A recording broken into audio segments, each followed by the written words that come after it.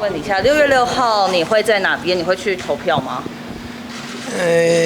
我的既定行程是在中部，所以你不会去投票，是这样子。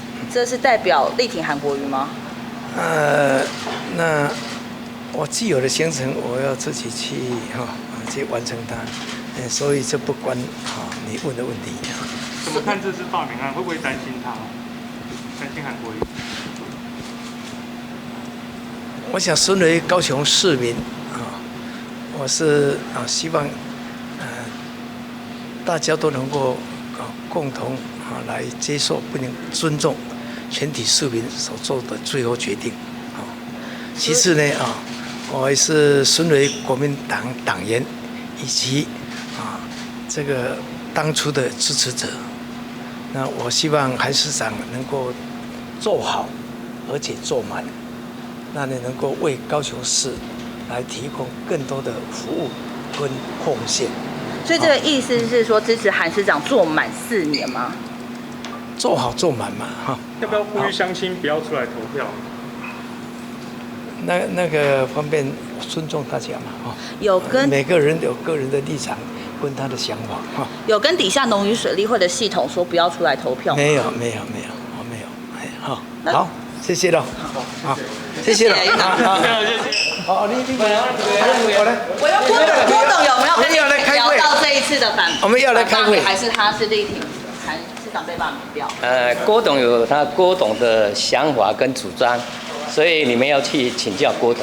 那他的我不能代表他来答复任何的问题。好，谢谢大家。你有跟他聊过吗？你们去请问他就知道。好。高雄的是高雄人来决定。在6月6号，我作为高雄人，我会回去投票。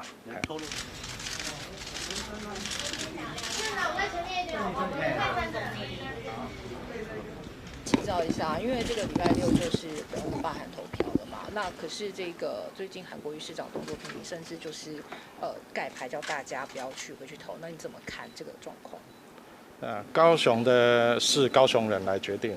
那我相信，假如说在民主的实践过程里面，投票是一个非常重要的意义假如说你不投票，那就是别人帮你决定所以不管你是支持罢免，或者是你不支持罢免，那都要去表达你投票的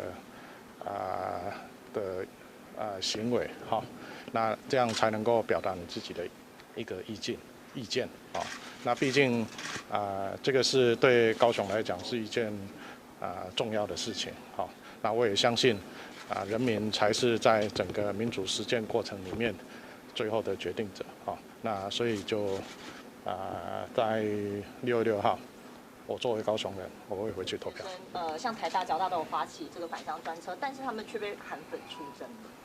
我想台湾已经是一个成熟的民主国家任何人的意见，尤其是投票，都应该受到尊重那而不应该用这种动辄用霸凌或者是出征来，或者是阻止别人投票或者是这个用所谓的这种这个暴力的这个方式来影响投票，这个都是法律所禁止的行为我想我们还是要尊重民主的价值